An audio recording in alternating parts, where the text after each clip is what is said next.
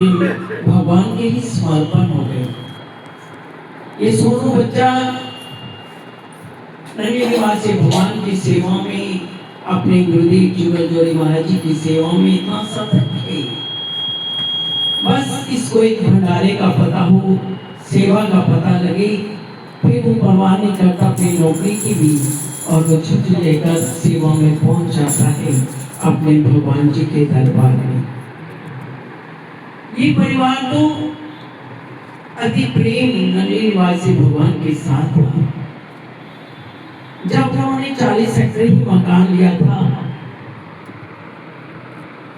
तभी सोनू के दादाजी थे, तो हवन करना था।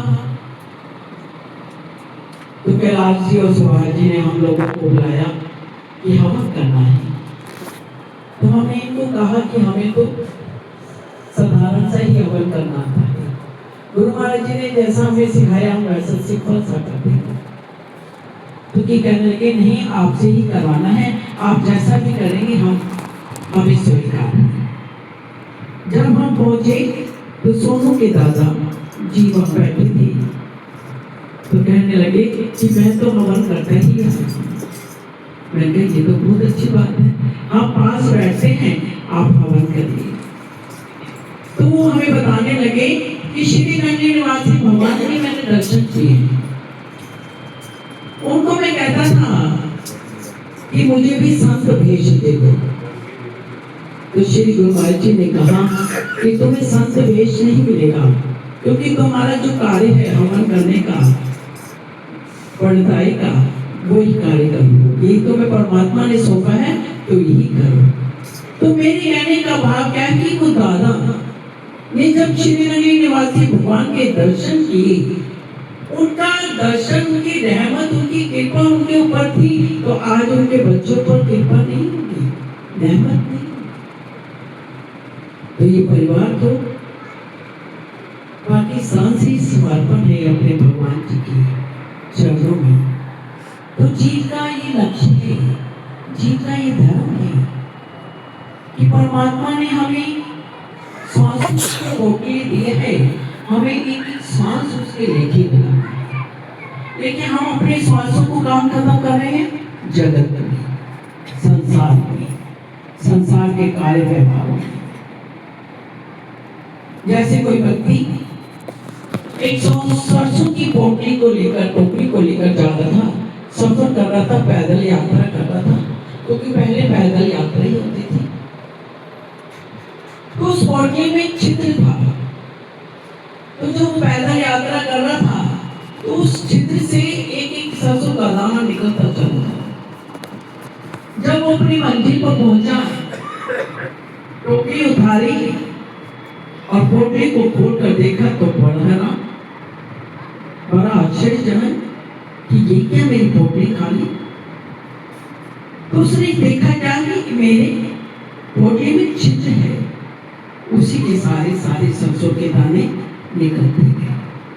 तो करता क्या, एक पश्चाताप। उसी प्रकार परमात्मा ने, ईश्वर ने भी हमें एक श्वासों की पोटली दी है, लेकिन इस पोटली में हमने छिद्र करके जगत का, संसार में खर्च कर दिया है, परिवार में, संसार के पदार्थों में, जो हमारा साथ नहीं देना। यहाँ तक कि हमें हमारे अपने देह में अपने जीवन को बिताते हैं। इस देह के लिए जीवन नहीं मिला, देह की पूजा के लिए मिला। इस शरीर के लिए ही अपने जीवन को समाप्त नहीं करना। इस शरीर में भी साथ में देना, जगत में भी देना, परिवार में भी देना, किसी ने भी देना। साथ किसने देना है, हमारे गुरुदेव ने, हमारे इष्ट देव ने। यहाँ भी साथ, प्रकार के भी साथ। इसलिए आज ज्यादा अधिक तो मैं कुछ नहीं कहूंगी, बस इतना कहूंगी कि हमें जीवन मिला है, इस जीवन को सोचें, विचारें कि जीवन हमें किस लिए मिला है। इस जीवन को पाकर हमें करना क्या है, हमारा लक्ष्य क्या है, हमारा उद्देश्य क्या है, हमारा धर्म क्या है। जीवन का लक्ष्य है उस परमात्मा को जानना। हमारे जीवन का कर्तव्य, हमारे अंदर जो ऊर्जा है, जो परमात्मा की ताकत है, उसको पहचानना। जो ऊर्जा है, उस शक्ति के द्वारा तो हम सब समस्त कार्य कर रहे हैं, लेकिन उस ऊर्जा को हम भूल गए हैं और जगत को बसाया। ये ऊर्जा निकल गई तो कुछ नहीं, सब कुछ समाप्त हो गया। उस ऊर्जा को, उस परमात्मा की ताकत को पहचानो, उस मालिक के साथ ठीक है जगत का व्यवहार करो, सब कुछ करो।